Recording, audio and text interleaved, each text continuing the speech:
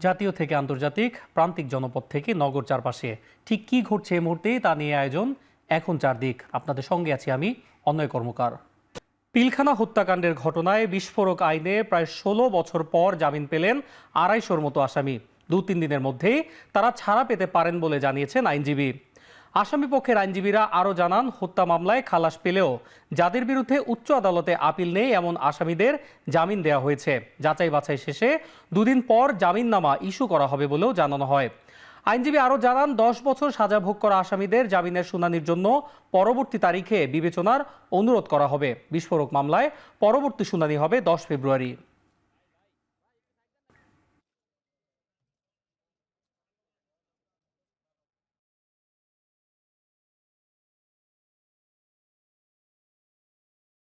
যে যারা নিম্ন আদালত থেকে প্রথমে হত্যা মামলায় যারা নিম্ন আদালত থেকে তারা খালাস পেয়েছিল এবং যাদের বিরুদ্ধে সরকার কোনো আপিল করে নাই, এই রকম যারা আছে তাদের সংখ্যাটা হচ্ছে প্রায় ২৫০'র উপরে বা ২৫০। সেই ২৫০ মানুষ তাদেরকে আজকে মাননীয় আদালত জামিনে মুক্তি দিয়েছেন। শেখ হাসিনাকে ফেরাতে বাংলাদেশ ভারতের জবাবের অপেক্ষায় আছে। জবাব না পেলে আইন তার নিজস্ব গতিতে চলবে বলে জানিয়েছেন আন্তর্জাতিক অপরাধ ট্রাইব্যুনালের চিফ প্রসিকিউটর মোহাম্মদ তাজুল ইসলাম। দুপুরে আন্তর্জাতিক অপরাধ ট্রাইব্যুনালের চিফ প্রসিকিউটরের সাথে বাংলাদেশে জাতিসংঘের আবাসিক সমন্বয়কারী সাক্ষাৎ করেন। পরে ব্রিফিংয়ে কথা জানান তাজুল ইসলাম। প্রসিকিউশন এবং তদন্ত সংস্থাকে ট্রেইন করার ব্যাপারে প্রযুক্তিগত সাহায্য দেওয়ার জন্য জাতিসংঘ যদি ব্যবস্থা গ্রহণ করে সেটা আমাদের জন্য হেল্পফুল হবে। অব্যাহত সমর্থন যাতে তারা দেন সেই ব্যাপারে আমরা তাদেরকে অনুরোধ জানিয়েছি। তো ওনারা আমাদের অনুরোধে সাড়া দিয়েছেন। আমাদের সাথে ভারতের সম্পাদিত যে এক্সট্রাডিশন ট্রিটি সেই অনুযায়ী বাংলাদেশের পক্ষ থেকে আনুষ্ঠানিক অনুরোধ জানানো হয়েছে এবং আপনি নিজেই বলেছেন যে এটার জবাব ভারত দেয়নি। বাংলাদেশ সরকার অপেক্ষায় আছে, দেখা যাক তারা জবাব দেয় কিনা। না দিলে আমাদের আইনের নিজস্ব গতিতে চলবে। সরকারের সময়সীমা অনুযায়ী নির্বাচন আয়োজনের পথে হাঁটছে নির্বাচন কমিশন। কোনো রাজনৈতিক বক্তব্য দিতে চায় না নির্বাচন কমিশন, কথা বলেছেন প্রধান নির্বাচন কমিশনার এম নাসির উদ্দিন। সকালে নির্বাচন কমিশন সচিবালয়ে ভোটার তালিকা হালনাগাদ কার্যক্রমের জন্য জাতিসংঘের উন্নয়ন কর্মসূচি ইউএনডিপির পক্ষ থেকে ল্যাপটপ, স্ক্যানার সহ বিভিন্ন উপাদান সিইসির কাছে হস্তান্তর অনুষ্ঠানে তিনি কথা বলেন।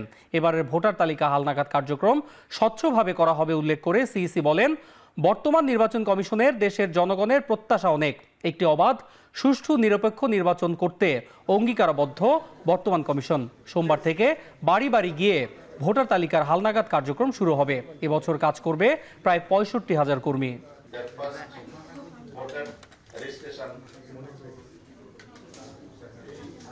রাজনৈতিক বক্তব্য মধ্যে আমরা ঢুকতে চাই না, আমরা রাজনীতির মধ্যে ঢুকতে চাই না। আমরা আইন কানুন বিধিবিধান সিস্টেমের মধ্যে থাকবো, একদম ক্লিন স্লেট। আমরা চাই যে একদম স্ট্রেট, যাতে সবাই একটা ফ্রি ফেয়ার গেম আমরা উপহার দিতে চাই। মাননীয় প্রধান উপদেষ্টার ঘোষিত যে টাইম ফ্রেম, ওটাকে মাথায় রেখে আমরা কাজ করছি। বিএনপির আবেদনের পরিপ্রেক্ষিতে তত্ত্বাবধায়ক সরকার ব্যবস্থা ফেরাতে রিভিউ আবেদনের শুনানি পিছিয়ে ৯ ফেব্রুয়ারির দিন ধার্য করেছেন আপিল বিভাগ। আপিল বিভাগের জ্যেষ্ঠ বিচারপতি আশফাকুল ইসলামের নেতৃত্বাধীন বেঞ্চ এ আদেশ দেন। এর আগে আপিল বিভাগের ৭ বিচারপতির পূর্ণাঙ্গ বেঞ্চ ২০১১ সালের ১০ মে সংখ্যাগরিষ্ঠ মতামতের ভিত্তিতে তত্ত্বাবধায়ক সরকার ব্যবস্থা সংবলিত সংবিধানের 'ত্রয়োদশ সংশোধনী বাতিল ঘোষণা করে রায় দেয়। ৫ আগস্ট স্বৈরাচার সরকারের পতনের পর ২৭ আগস্ট তত্ত্বাবধায়ক সরকার ব্যবস্থা বাতিল সংক্রান্ত সংবিধানের 'ত্রয়োদশ সংশোধনী বাতিলের রায়ের বিরুদ্ধে সুজনের সম্পাদক ডক্টর বদিউল আলম মজুমদার সহ ৫ বিশিষ্ট নাগরিক ১৬ অক্টোবর ত্রয়োদশ সংশোধনী বাতিলের রায়ের বিরুদ্ধে রিভিউ আবেদন করেন বিএনপির মহাসচিব মির্জা ফখরুল ইসলাম আলমগীর।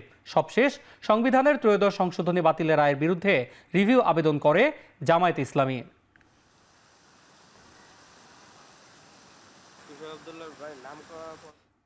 চাঁপাইনবাবগঞ্জের শিবগঞ্জে সীমান্ত উত্তেজনা কমলেও শঙ্কিত অবস্থায় চৌকা গ্রামের বাসিন্দারা। রাতভর নানা শঙ্কা শেষে সচেতন অবস্থায় গ্রামবাসী। যে কোনো উস্কানি প্রতিহত করতে ঐক্যবদ্ধ অবস্থানে তারা। সকাল থেকে সীমান্ত এলাকার কৃষকরা তাদের ক্ষতিগ্রস্ত ফসল উদ্ধার করেছেন, সাথে অবশিষ্ট ফসল রক্ষা করতে চেষ্টা চালিয়ে যাচ্ছেন। গ্রামবাসীরা জানান, উদ্ভূত পরিস্থিতিতে নিজেদের মধ্যে যোগাযোগ বাড়িয়ে ঐক্যবদ্ধ রয়েছেন তারা, যোগাযোগ রাখছেন বিজিবির সাথেও। এদিকে গ্রাম ও সীমান্তের পরিস্থিতি স্বাভাবিক রাখতে টহল বাড়িয়েছে বিজিবি। সীমান্ত এলাকার ঝুঁকিপূর্ণ ফসলের ক্ষেত থেকে কৃষকদের সরিয়ে দেওয়া হয়েছে। এর আগে শনিবার ফসল কাটা নিয়ে চাঁপাইনবাবগঞ্জ সীমান্তে দুদেশের নাগরিকদের মধ্যে উত্তেজনা সৃষ্টি হয়। ভারতীয়দের ছোড়া ইটপাটকেল, ককটেল ও তীরের আঘাতে বেশ কয়েকজন বাংলাদেশি আহত হন।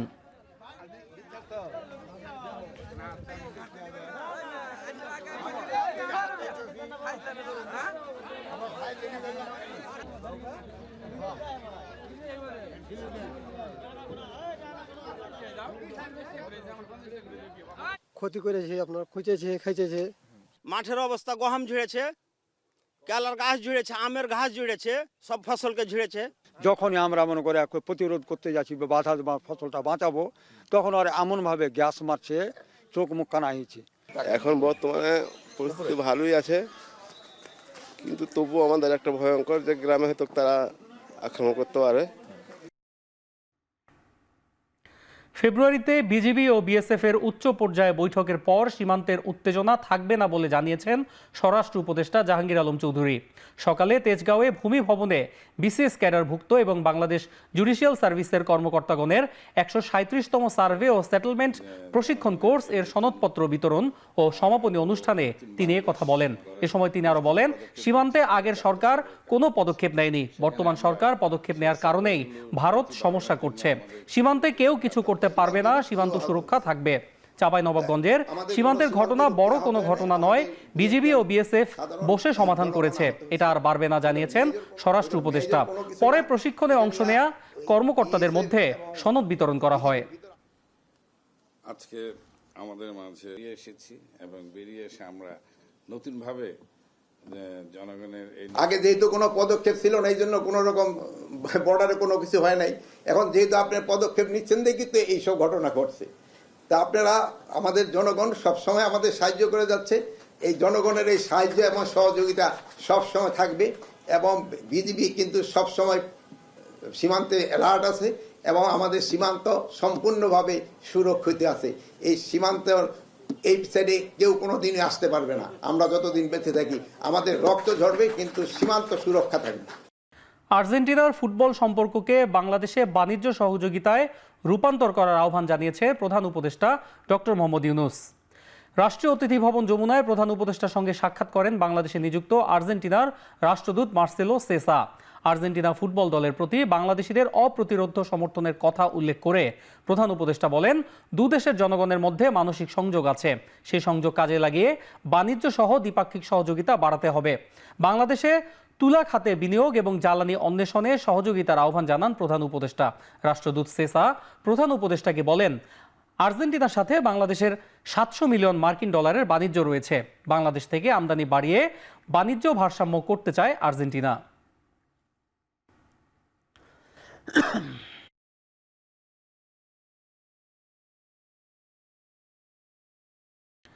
আওয়ামী লীগ আমলে কৃষিতে ভুল ও অসত্য তথ্য দেয়ায় বাজার সামলাতে হিমশিম খেতে হচ্ছে বলে দাবি করেছেন প্রধান উপদেষ্টার প্রেস সচিব শফিকুল আলম। সকালে রাজধানীর পিআইবিতে কৃষি বিষয়ক সাংবাদিকতা নিয়ে কর্মশালায় তিনি এ কথা বলেন। অন্তর্বর্তী সরকার কৃষি নিয়ে আলাদাভাবে কাজ করছে বলেও জানান তিনি। গত 15 বছরের যে তথ্য যে চুরি হয়েছে সেটা নিয়ে তারা যথেষ্ট একটা, আপনারা দেখেছেন হোয়াইট পেপার, এটার উপরে আলাদা চ্যাপ্টারই আছে এবং আমরা সামনে এটা নিয়ে আরও কৃষিতে আরও এমফাসিস করে কিভাবে কি করা যায় এবং আমরা যাতে সমন্বিত একটা সাস্টেনেবলি এগ্রি ইকোনমিক্সে আমরা যেতে পারি, যেটা প্রাণ ও প্রকৃতিকে প্রিজার্ভ করবে, ডিস্ট্রয় করবে না এবং বাংলাদেশের ন্যাশনাল সিকিউরিটিকে বুস্ট আপ করবে, যাতে বাংলাদেশে 1974-এর মতো আরেকটা ফ্যামিন না হয় এবং বাংলাদেশের মানুষ সবসময় হৃষ্টপুষ্ট থাকেন। বিএনপির প্রতিষ্ঠাতা ও শহীদ রাষ্ট্রপতি জিয়াউর রহমানের 89তম জন্মবার্ষিকীতে রাজধানীর ইঞ্জিনিয়ারিং ইনস্টিটিউশনে আলোচনা সভায় বিএনপির শীর্ষ নেতারা। এই মুহূর্তে সেখানে কথা বলছেন বিএনপি নেতা ডক্টর মঈনুদ্দিন। সরাসরি যাচ্ছে সেখানে। পাশাপাশি আরেকটি বিষয় যে কথাটি বলা হয়নি, আমি সেই কথাটি উল্লেখ করে আমার বক্তব্য শেষ করব। সেটি হচ্ছে যে শহীদ প্রেসিডেন্ট জিয়াউর রহমান, আজকে আমরা যে বলছি ক্ষমতার ভারসাম্যের কথা বলছি, সেই ক্ষমতার ভারসাম্য কিন্তু শহীদ প্রেসিডেন্ট জিয়াউর রহমান সর্বপ্রথম বাংলাদেশে এনেছিলেন। তিনি ফ্রেঞ্চ আদলে, ফ্রান্সের আদলে তিনি বাংলাদেশে একটি মডেল দিয়েছিলেন, যেখানে একজন প্রেসিডেন্ট ছিলেন, যে প্রেসিডেন্ট ছিলেন শহীদ প্রেসিডেন্ট জিয়াউর রহমান, বাংলাদেশের মানুষের সরাসরি ভোটে নির্বাচিত। পাশাপাশি তিনি একটি সংসদ দিয়েছিলেন এবং সেই সংসদেও কিন্তু একজন প্রধানমন্ত্রী ছিলেন, এবং এভাবেই তিনি বাংলাদেশের সংবিধানে তিনি ভারসাম্য এনেছেন। কাজে আজকে আমরা যে সংস্কারের কথা বলছি, যে সংস্কার নিয়ে আমরা সময় ক্ষেপণ করছি, আমরা বারবার বলছি সবকিছু খোল নিচে পাল্টে ফেলতে হবে, তার কোনো প্রয়োজন নেই।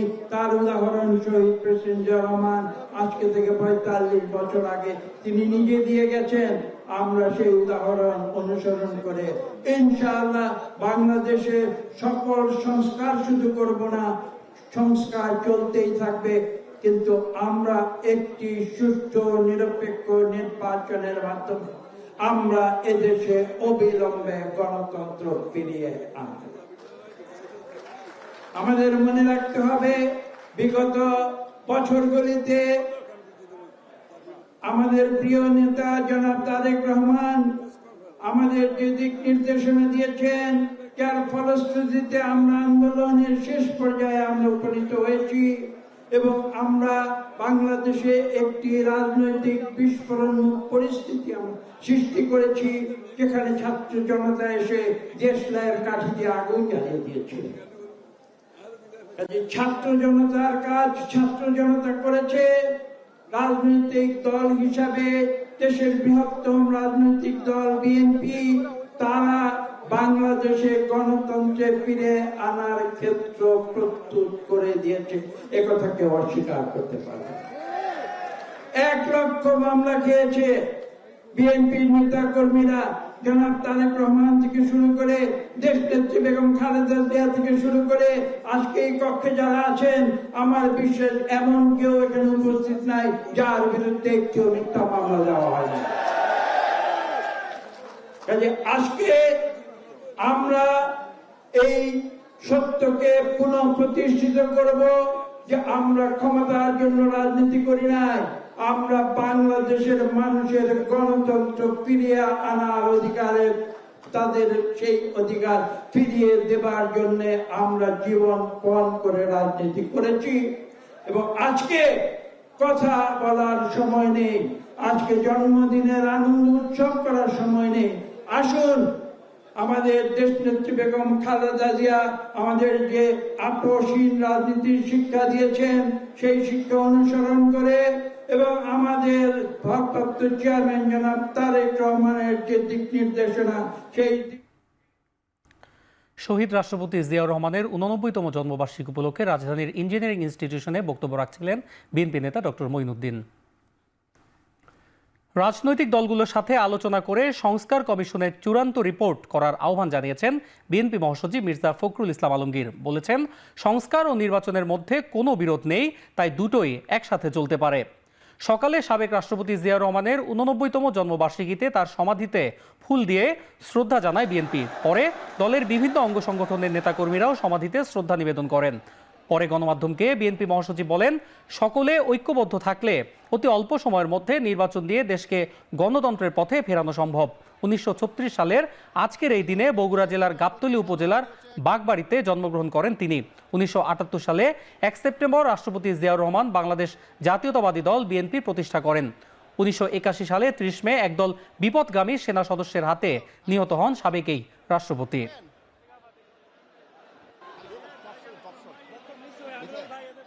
সংস্কার এবং নির্বাচনের মধ্যে কোনো বিরোধ নেই। সংস্কারও চলবে, নির্বাচন হবে এবং যে সরকার আসবে, যারা যে দল সরকারে আসবে, তারা সেই সংস্কারগুলোকে এগিয়ে নিয়ে যাবে। আমরা আমাদের দলের পক্ষ থেকে আমরা পরিষ্কার করে বলতে পারি যে আমরা প্রতিটি সংস্কারকে এগিয়ে নিয়ে যাব। সরকার যেটা বলেছে এবং যে পরিকল্পনা করেছে, যে রিপোর্টগুলো পাওয়ার পর রাজনৈতিক দলগুলোর সঙ্গে আলোচনা করবে, তারপরেই সিদ্ধান্ত হবে এবং ঐক্যমত ছাড়া কোনোটাই গ্রহণযোগ্য হবে না। নানা আয়োজনের মধ্য দিয়ে সারা দেশে পালিত হচ্ছে সাবেক রাষ্ট্রপতি জিয়াউর রহমানের 89তম জন্মবার্ষিকী। সকালে দলীয় কার্যালয়গুলোতে জাতীয় ও দলীয় পতাকা উত্তোলনের মধ্য দিয়ে শুরু হয় দিনের কার্যক্রম। বগুড়ায় দিনব্যাপী নানা কর্মসূচির মধ্যে ছিল মা ও শিশু কেন্দ্রে বিনামূল্যে চিকিৎসা দেয়া, ওষুধ বিতরণ ও দোয়া মাহফিল। এছাড়া 3 দিনব্যাপী কম্বল বিতরণ, আলোচনা সভা, চিত্রাঙ্কন প্রতিযোগিতা সহ নানা কর্মসূচি হাতে নিয়েছে ছাত্রদল, যুবদল ও স্বেচ্ছাসেবক দল। ময়মনসিংহে দিনটি উপলক্ষে বাংলাদেশ কৃষি বিশ্ববিদ্যালয়ে নিমের চারা রোপণ কর্মসূচি পালন করেছে জিয়াউর রহমান ফাউন্ডেশন। পরে বিশ্ববিদ্যালয়ের শিক্ষক কমপ্লেক্সে আলোচনা সভা করা হয়। বরিশালে আলোচনা সভা শেষে দোয়া ও মোনাজাতের আয়োজন করেছে জেলা দক্ষিণ বিএনপি। এ সময় বিএনপি নেতা আব্দুল আওয়াল মিন্টু বলেন, গণতন্ত্র প্রতিষ্ঠার জন্য সবাইকে ঐক্যবদ্ধ হতে হবে। এছাড়া চট্টগ্রাম, রাজশাহী, খুলনা, সিলেট, রংপুর সহ সারা দেশে নানা কর্মসূচি পালন করছে বিএনপি ও এর সহযোগী সংগঠন। আওয়ামী লীগের সাবেক সংসদ সদস্য ও ক্রিকেটার সাকিব আল হাসানের বিরুদ্ধে আইএফআইসি ব্যাংকের চেক ডিজনার মামলায় গ্রেফতারি পরোয়ানা জারি করেছেন আদালত। ঢাকার অতিরিক্ত প্রধান মহানগর হাকিম মোহাম্মদ মাহবুবুল হক এই নির্দেশ দেন।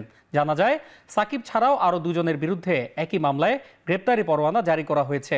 এর আগে 18 ডিসেম্বর সাকিব সহ 4 জনের বিরুদ্ধে সমন জারি করেন আদালত। ওই সময় ঢাকা চিফ মেট্রোপলিটন ম্যাজিস্ট্রেট আদালত এ আদেশ দেন। মামলার নথি থেকে জানা যায়, সাকিব সহ 4 আসামির বিরুদ্ধে 4,14,57,000 টাকার চেক ডিজনারের মামলাটি করা হয় 15 ডিসেম্বর।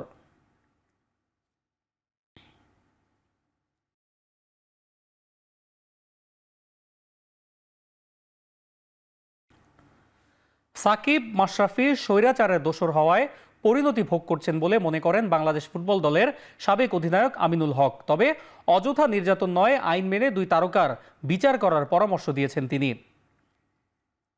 কিন্তু সাকিব, মাশরাফি তারা যেই কাজটি করেছে, যে বাংলাদেশের জনগণের বিপক্ষে গিয়ে একটি স্বৈরাচার দলের হয়ে তারা 300 জনের একজন এমপি হয়েছে, এবং রেডিমেড এমপি, যেখানে কোনো জনগণের মতামত ছিল না, জনগণের কোনো ভোট ছিল না। তো যেহেতু জনগণের কোনো ভোট ছিল না, মতামত ছিল না, এবং গত 17 বছর ধরে এই স্বৈরাচার সরকার বাংলাদেশের মানুষের উপরে যেভাবে জুলুম, নির্যাতন, নিপীড়ন চালিয়েছে, এখন সাকিব কিংবা মাশরাফি এই স্বৈরাচারের একজন সদস্য হওয়ার কারণে বাংলাদেশের মানুষের কাছে অত্যন্ত ঘৃণিত। তারা বাংলাদেশের মানুষের উপর অত্যাচার করেছে, তারা বাংলাদেশে তাদের স্থান কোথাও নাই। রাষ্ট্রদ্রোহ মামলায় হাইকোর্টে জামিন আবেদন করেছেন সাবেক ইসকন নেতা চিন্ময় কৃষ্ণ দাস। সোমবার এই আবেদনের ওপর শুনানি হতে পারে। আবেদনটি শুনানির জন্য বিচারপতি আতোয়ার রহমান ও বিচারপতি মোহাম্মদ আলী রেজার আদালতের কার্যতালিকায় 306 নম্বরে রয়েছে। গেল 2 জানুয়ারি চিন্ময়ের জামিন আবেদন নাকচ করেন চট্টগ্রামের মহানগর দায়রা জজ আদালত। গত বছরের 31 অক্টোবর তার বিরুদ্ধে জাতীয় পতাকা অবমাননার অভিযোগে রাষ্ট্রদ্রোহের মামলা হয়। এ মামলায় আরও 18 জনকে আসামি করা হয়। চিন্ময় দাস গত বছরের 25 নভেম্বর ঢাকায় গ্রেফতার হন। পরদিন তার করা জামিন আবেদন নামঞ্জুর করে তাকে কারাগারে পাঠানোর নির্দেশ দেন চট্টগ্রাম মেট্রোপলিটন ম্যাজিস্ট্রেট। ওই দিন আদালত প্রাঙ্গণে ব্যাপক সংঘর্ষ হয়। এ সময় আদালত চত্বরে আইনজীবী সাইফুল ইসলামকে কুপিয়ে হত্যার ঘটনাও ঘটে।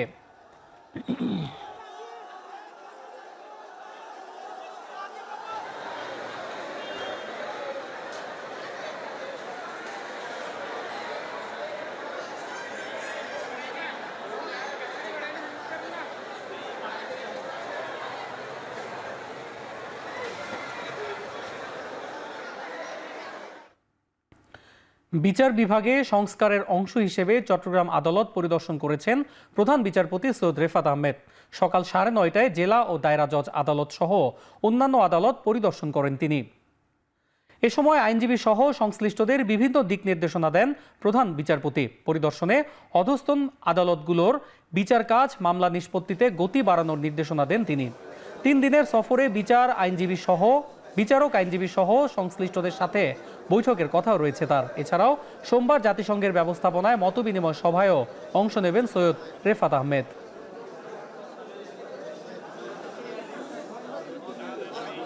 বিভিন্ন কোর্ট পরিদর্শন করছি, আর আমরা তো একটা সংস্কারের একটা উদ্যোগ নিয়েছি, তো সেটার পরিপ্রেক্ষিতে সেটাকেই আমাদের উদ্দেশ্য রেখেই আলোচনাগুলো হচ্ছে। কয়েকদিন আছি, অন্যান্যদের সাথেও মত বিনিময় হবে। আর একটা দিন রেখেছি আমাদের জাতিসংঘের একটা কার্যশালা আছে, কর্মশালা আছে, সেটা আগামীকাল হবে। রূপপুর পারমাণবিক বিদ্যুৎ কেন্দ্রের অর্থ পরিশোধের জটিলতা দ্রুতই কেটে যাবে। রাশিয়া বিষয়টিকে ইতিবাচকভাবেই দেখছে। পররাষ্ট্র উপদেষ্টার সঙ্গে বৈঠক করে গণমাধ্যমে এ কথা বলেন রাশিয়ার নবনিযুক্ত রাষ্ট্রদূত আলেকজান্ডার জি খুজিন। বৈঠকে উঠে আসে দুদেশের পারস্পরিক সহযোগিতা, অর্থ, বাণিজ্য, শ্রমশক্তি রপ্তানি ও বাংলাদেশি শিক্ষার্থীদের উচ্চশিক্ষার বিষয়টি। আলেকজান্ডার বলেন, বাংলাদেশের সঙ্গে রাশিয়ার চলমান সহযোগিতা অব্যাহত থাকবে।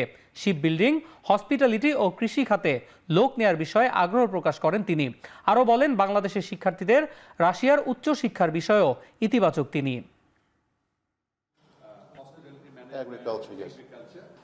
First of all, we are ready to.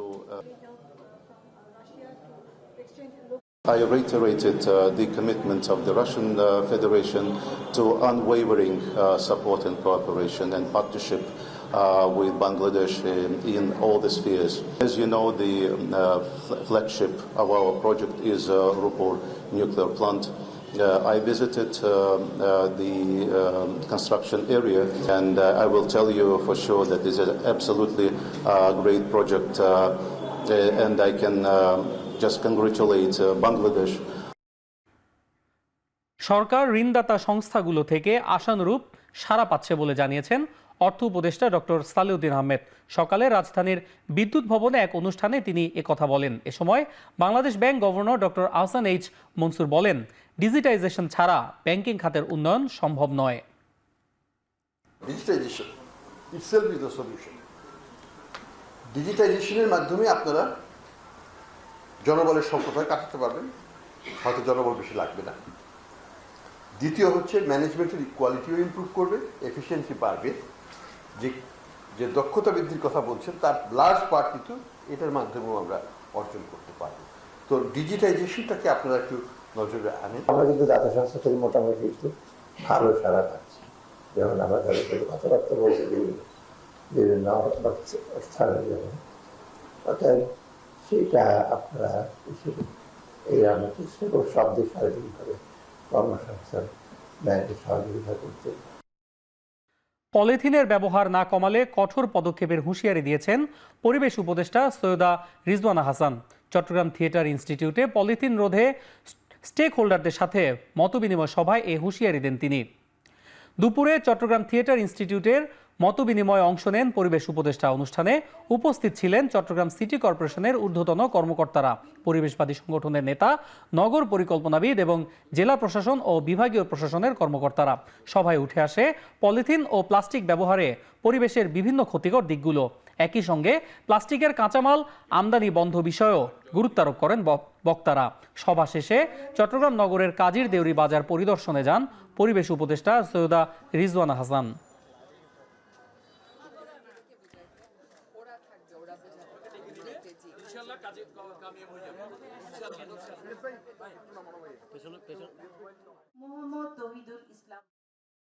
আপনি আমার কাছে অভিযোগ করেন না পলিথিন তো বন্ধ হয় নাই, আপনি বন্ধ করেন আপনার ব্যবহার, তাহলেই পলিথিন বন্ধ হবে। পলিথিনের বিকল্প কাপড়, পলিথিনের বিকল্প চট, পাট এবং আমাদের কাগজ। পাহাড় যখন কাটবে মালিককে গ্রেফতার করবেন, শ্রমিককে গ্রেফতার করবেন না। দুইটা মালিককে গ্রেফতার করেন, পাহাড় কাটা বন্ধ হবে। এই টম এন্ড জেরি খেলা আর আমাকে দিয়ে খেলাবেন না।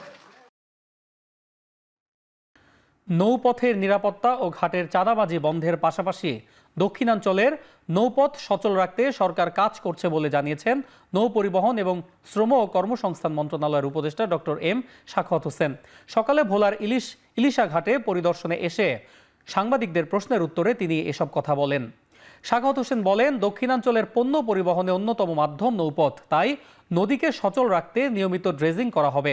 এছাড়াও যাত্রী হয়রানি বা অতিরিক্ত ভাড়া আদায় করা হলে ঘাট ইজারা বাতিল করে দেওয়া হবে। ভোলায় বিশ্বব্যাংকের অর্থায়নে 5টি আধুনিক মানের লঞ্চ ঘাট ও ল্যান্ডিং স্টেশন করা হবে বলেও জানান তিনি। পরে 3 দিনের সফর শেষে বরিশালের বিভিন্ন ঘাট পরিদর্শনের উদ্দেশ্যে ভোলা ত্যাগ করেন।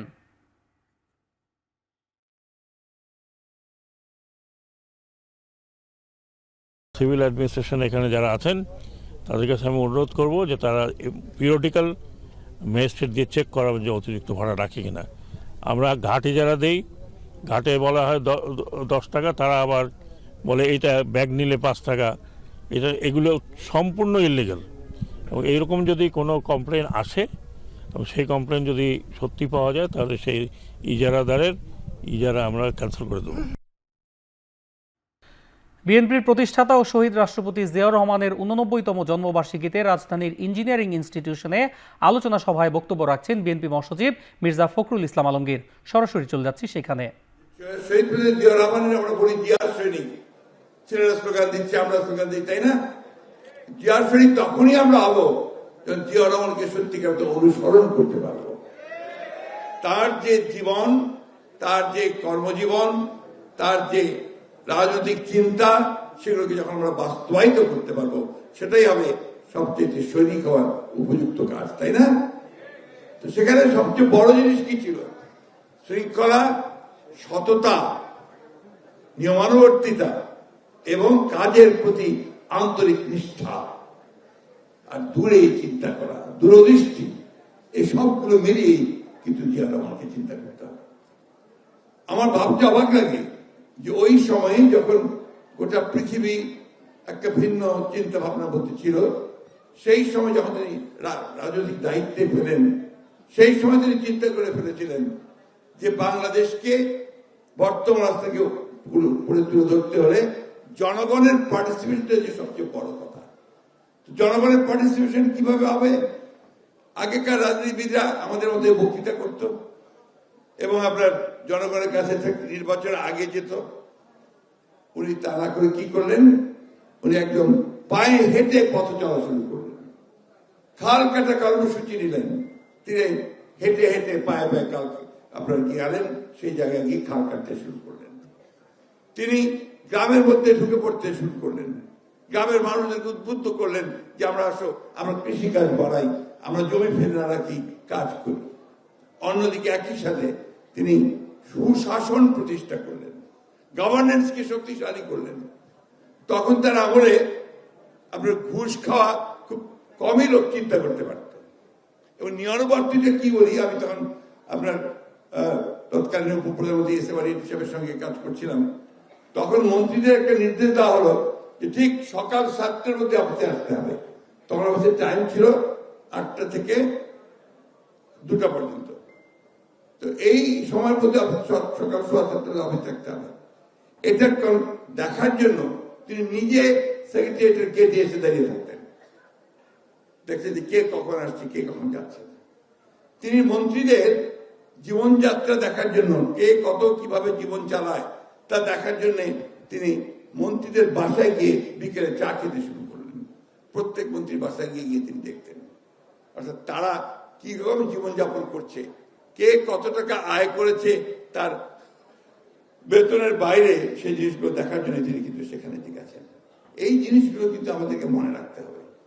আর মনে রাখতে হবে যে তিনি যে চিন্তাগুলো করেছিলেন, আজকে সংস্কারের কথা বলা হচ্ছে, সংস্কার তো শহীদ প্রেসিডেন্ট জিয়াউর রহমান সাহেব শুরু করেছিলেন, যে কথাটা আবির খুশি কিছু কিছু বলেছেন। আমি বলি উনি রাজনৈতিক সংস্কারটা ছিল তার সবচেয়ে বড় সংস্কার, যাকে একদলীয় শাসন ব্যবস্থা থেকে বহুদলীয় শাসন ব্যবস্থাতে নিয়ে এসেছিলেন, ওয়ান পার্টি সিস্টেম থেকে মাল্টি পার্টি সিস্টেমে নিয়ে এসেছিলেন এবং সকলের কথা বলার অধিকার তাকে নিশ্চিত করেছিলেন। এই যে মিডিয়া, এই মিডিয়া ছিল না, আওয়ামী লীগ বাকশাল তার সমস্ত মিডিয়া বন্ধ করে দিয়ে মাত্র 4টা পত্রিকা রেখেছিল, সেটাও সরকারি নিয়ন্ত্রণে। তিনি এসে সমস্ত ওপেন করে দিয়েছিলেন। তিনি প্রথম টেলিভিশন, আপনার সাদা কালো টেলিভিশন ছিল, এটাকে তিনি রঙিন টেলিভিশন করে নিয়ে আসলেন এবং তার আমলেই আন্তর্জাতিকভাবে বাংলাদেশ একটা মর্যাদার আসনে গিয়ে প্রতিষ্ঠিত হয়েছিল। অনেক অনেক কথা, আমি সব কথা বলে গেলে অনেক সময় লাগবে, সেই দিকে যাচ্ছি না। আমি শুধু আপনাদেরকে যে কথাটা বলতে চাই যে জিয়াউর রহমানকে অনুসরণ করলেই আমরা কিন্তু ঠিক পথে এগিয়ে যেতে পারবো।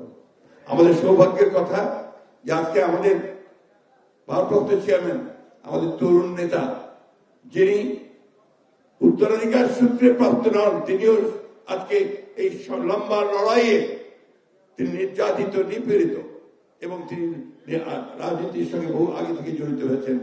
তিনি আজকে আমাদেরকে নির্দেশনা দিকে সেই পথে নিয়ে যাচ্ছেন। আমরা লক্ষ্য রাজধানীর ইঞ্জিনিয়ার্স ইনস্টিটিউটে বিএনপির শহীদ রাষ্ট্রপতি জিয়াউর রহমানের 89তম জন্মবার্ষিকী উপলক্ষে আলোচনা সভায় বক্তব্য রাখছিলেন বিএনপি মহাসচিব মির্জা ফখরুল ইসলাম আলমগীর। এতক্ষণ ছিলাম সেখানে। রাজধানীর এনসিটিভি ভবন ঘেরাও কর্মসূচিতে হামলার প্রতিবাদ এবং আদিবাসী হিসেবে সাংবিধানিক স্বীকৃতির দাবিতে রাজশাহীতে বিক্ষোভ সমাবেশ অনুষ্ঠিত হয়েছে। দুপুরে নগরীর গণকপাড়া মোড় থেকে জাতীয় আদিবাসী পরিষদের ব্যানারে বিক্ষোভ মিছিল করা হয়। মিছিলটি গুরুত্বপূর্ণ সড়ক ঘুরে 0 পয়েন্টে গিয়ে শেষ হয়। পরে সেখানে সংক্ষিপ্ত সমাবেশ করা হয়। এ সময় এনসিটিভি ভবন ঘেরাও কর্মসূচিতে হামলার প্রতিবাদ জানান বক্তারা। একই সঙ্গে আদিবাসী হিসেবে সাংবিধানিক স্বীকৃতির দাবি জানান তারা। কর্মসূচিতে জাতীয় আদিবাসী পরিষদের বিভিন্ন পর্যায়ের নেতাকর্মীরা অংশ নেন। তিতুমির কলেজ ছাত্রদলের 2 গ্রুপের কোন্দলের ভিডিও প্রকাশ করায় সাংবাদিক সমিতির অফিসে ছাত্রদলের নেতাকর্মীদের বিরুদ্ধে হামলার অভিযোগ উঠেছে। ভিডিও ডিলিট করতে সাংবাদিকদের মোবাইল কেড়ে নেওয়া সহ নারী সাংবাদিকদের ওপরেও চড়া হয়েছে বলে অভিযোগ তিতুমির কলেজ সাংবাদিক সমিতির। এই ঘটনায় তিতুমির কলেজের সামনে সাংবাদিকরা মানববন্ধনের ঘোষণা দিলে ঘটনার তদন্ত ও যথাযথ ব্যবস্থা নিতে আশ্বাস দেয় ছাত্রদলের কেন্দ্রীয় কমিটি। পরে মানববন্ধন না করে সংবাদ সম্মেলন করে তিতুমির কলেজ সাংবাদিক সমিতি। সংবাদ সম্মেলনে তারা জানায়, তিতুমির কলেজকে বিশ্ববিদ্যালয় করার আন্দোলনকে কেন্দ্র করে ছাত্রদলের দুপক্ষের মধ্যে কোন্দল সৃষ্টি হয়। ওই ভিডিও সাংবাদিকরা ধারণ ও প্রকাশ করায় কোন্দলের এক পক্ষ পদবঞ্চিত ছাত্রদল কর্মীরা তাদের অফিসে হামলা চালায়। সাংবাদিকদের পেশার স্বাধীনতায় হস্তক্ষেপ করায় অভিযুক্তদের বহিষ্কার দাবি জানায় তিতুমির কলেজ সাংবাদিক সমিতি।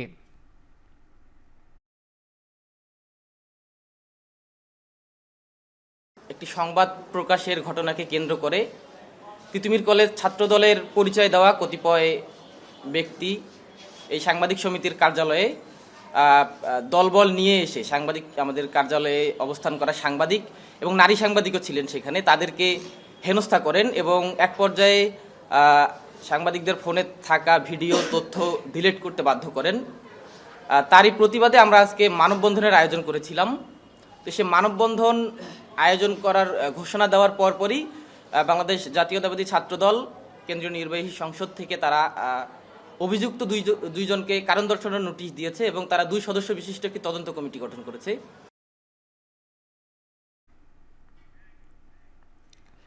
মৌলভীবাজারের বড়লেখায় ছুরিকাঘাতে নোমান আহমেদ নামে এক যুবদল নেতা নিহত হয়েছেন। নিহত নোমান সুজানগর ইউনিয়নের 1 নম্বর ওয়ার্ড যুবদলের সাধারণ সম্পাদক ছিলেন।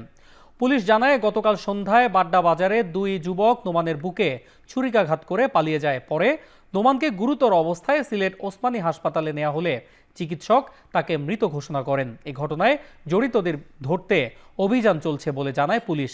ব্যক্তিগত বিরোধের জেরে এই ঘটনা ঘটতে পারে বলে ধারণা করছে তারা।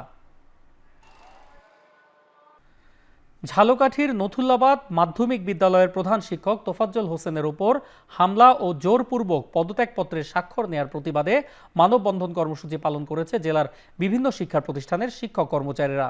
সকালে ঝালকাঠি জেলা প্রশাসক কার্যালয়ের সামনে মানববন্ধন আয়োজন করে সম্মিলিত শিক্ষক সমাজ। বক্তারা বলেন, বর্তমানে বিভিন্ন স্কুল কলেজে অ্যাডহক কমিটি গঠনকে কেন্দ্র করে শিক্ষকদের উপর হামলার ঘটনা ঘটছে। এরই ধারাবাহিকতায় নথুল্লাবাদ মাধ্যমিক বিদ্যালয়ের প্রধান শিক্ষক তোফাজ্জল হোসেনের ওপর হামলা চালিয়ে তাকে গুরুতরভাবে আহত করা হয়েছে।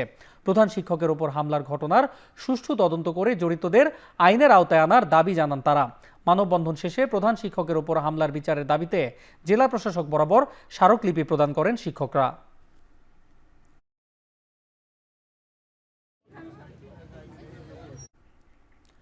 বরিশাল সিটি কর্পোরেশনে পূর্ব নির্দেশনা ছাড়াই 160 জন পরিচ্ছন্নতা কর্মীকে ছাঁটাই করার প্রতিবাদে মানববন্ধন অনুষ্ঠিত হয়েছে। সকালে নগর ভবনের সামনে মানববন্ধন করে কর্পোরেশনের শ্রমিক ইউনিয়ন। এ সময় তারা বলেন, কোনো ধরনের নোটিশ ছাড়াই 160 শ্রমিককে ছাঁটাই করেছে কর্তৃপক্ষ। তারই পরিপ্রেক্ষিতে ছাঁটাই হওয়া শ্রমিকদের চাকুরিতে পুনর্বহালের দাবিতে এই মানববন্ধন। এ সময় 1 নভেম্বর থেকে সরকার নির্ধারিত বকেয়া বেতন প্রদানের দাবি জানান তারা।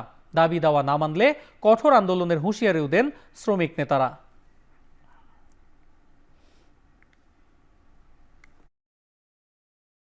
আমি এই চাকরিটি করে খাইছি, চাকরি দিয়ে উড়াইয়া 7 বছর আমি একা থাই, আমার পোলা নাই, মরে গেছে, স্বামী মরে গেছে। 160 জন যে বাদ দিছে আমাদের কর্মকর্তারা এখন বলতেছে যে তাদের প্রথম বলা হয়েছিল 7 বছর বয়স, আর এখন বলা হয়েছে যে তাদের কর্ম করার ক্ষমতা নাই। বোনাস এবং বৈশাখী ভাতা সহ যা ছিল এগুলো আমাদেরকে বহাল রাখতে হবে। বিএনপির প্রতিষ্ঠাতা ও শহীদ রাষ্ট্রপতি জিয়াউর রহমানের 89তম জন্মবার্ষিকীতে রাজধানীর ইঞ্জিনিয়ার্স ইনস্টিটিউশনে আলোচনা সভায় কথা বলছেন বিএনপির ভারপ্রাপ্ত চেয়ারম্যান তারেক রহমান। সরাসরি যাচ্ছি সেখানে। এই কথাগুলো যখন আমরা বলি, বিএনপির একজন কর্মী হিসেবে আমরা প্রত্যেকটি কর্মী গর্ব অনুভব করি। আমরা যখন আলোচনা করি পরবর্তীতে দেশনেত্রী খালেদা জিয়ার সময় দেশ এবং জাতি, যখন দেশ পরিচালনা করেছেন দেশনেত্রী খালেদা জিয়া, দেশ এবং জাতি কি কি অগ্রগতি অর্জন করেছে আমরা গর্ব অনুভব করি। সহকর্মীবৃন্দ, আপনারা যখন আপনাদের এলাকায় যান, মানুষের সাথে কথা বলেন, বের হন, দলীয় কোনো কর্মসূচি পালন করেন, তখন যখন দেখেন আপনাদের পিছনে শত হাজার মানুষ সমবেত হয়েছে, আপনাদের মিছিলে শত হাজার মানুষ যোগদান করেছে, আপনাদের বুকটা অনেক ভরে যায়। সহকর্মীবৃন্দ, আমরা রাজনীতি করছি, কেন রাজনীতি করছি, কার জন্য করছি? দেশের জন্য করছি, দেশের মানুষের জন্য করছি। একজন রাজনীতিবিদ হিসাবে যে গর্বের কথাগুলো বললাম, এর পাশাপাশি বোধহয় আরেকটি বিষয় আছে। বিষয়টি আমরা মাঝে মাঝে আলোচনা করি, আমরা যারা পেছনে রয়ে যাই তারা আমরা আলোচনা করি। কি সেটি? সেই বিষয়টি একজন রাজনীতিবিদ যখন মানুষ মাত্রই মৃত্যুবরণ করবেন, এবং একজন রাজনীতিবিদ যখন মৃত্যুবরণ করেন, মুসলমান যদি হয়ে থাকেন অবশ্যই জানাজা তার হয়, এবং সেই জানাজায় মানুষের উপস্থিতি বলে দেয় যে মানুষটি মারা গিয়েছেন তিনি তার মানুষের কাছে কতটা জনপ্রিয় ছিলেন, তিনি মানুষ হিসেবে কতটা মানুষের কাছে গ্রহণযোগ্য ছিলেন। এই জানাজার বিষয়টি বলে দেয়। এখানে ডক্টর মোশাররফ সাহেব শহীদ রাষ্ট্রপতি জিয়াউর রহমানের জানাজার কথা উল্লেখ করেছেন ওনার বক্তব্যে। আমরা সমসাময়িক ইতিহাস ওনার জানাজা থেকে শুরু করে আজ পর্যন্ত যদি দেখি, খুব সম্ভবত পৃথিবীর কোন রাজনৈতিক নেতা চলে যাবার পরে জানাজার ক্ষেত্রে এইরকম দৃশ্য আমরা দেখিনি, এত জনসমাগম আমরা দেখিনি, এভাবে মানুষকে কাঁপতে আমরা দেখিনি, এত সংখ্যক মানুষকে কাঁপতে। প্রিয় সহকর্মীবৃন্দ,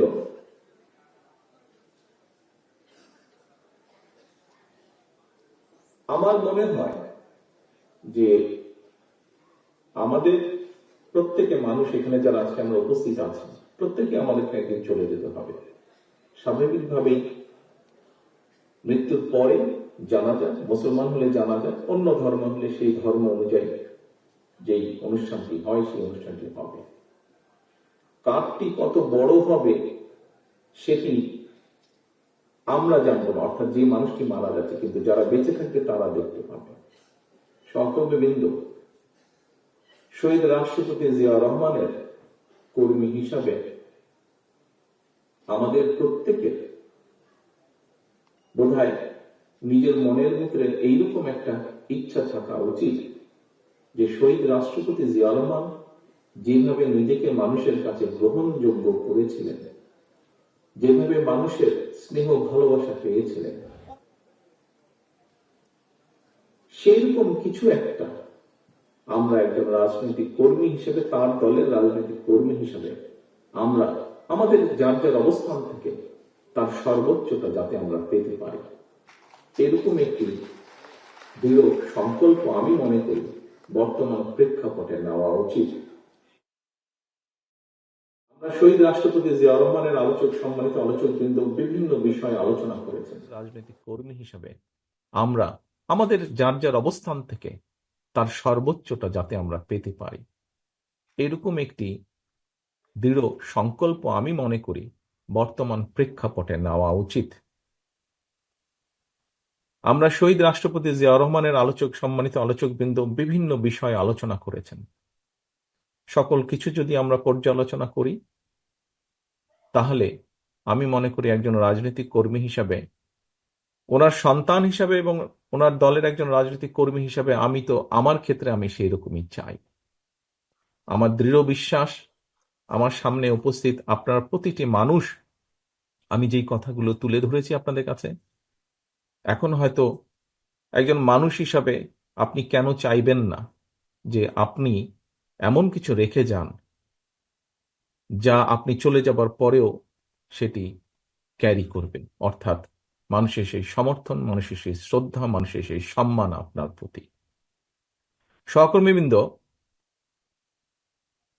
মেজর হাফিজ সাহেব ওনার বক্তব্যে একটি কথা বলেছেন। উনি দুদিন আগে যখন এলাকায় গিয়েছেন, উনি কিছু মানুষকে দেখেছেন ওনার সামনে, উনি খুব অবাক হয়েছেন। প্রিয় সহকর্মীবৃন্দ, এইরকম মানুষগুলো 5 তারিখের পর থেকে আস্তে আস্তে ভিড় করা শুরু করেছে। এরকম এখানে আরেকজন বক্তা বলেছেন যে এই ঘরে যারা উপস্থিত আছেন, খুব সম্ভব মঈন খান সাহেব বলেছেন ওনার বক্তব্যে, যে এই ঘরে যারা আপনারা উপস্থিত আছেন, আমাদের দেশনেত্রী থেকে শুরু করে আমাদের গ্রামের প্রতি শেষ কর্মীটি পর্যন্ত প্রত্যেকটি মানুষ বিগত 15 বছরে 16 বছরে, আমরা 111 থেকে ধরলে আরো লম্বা সময়, আরো 2 বছর সময়, কিভাবে আপনারা অত্যাচারিত হয়েছেন, নির্যাতিত হয়েছেন।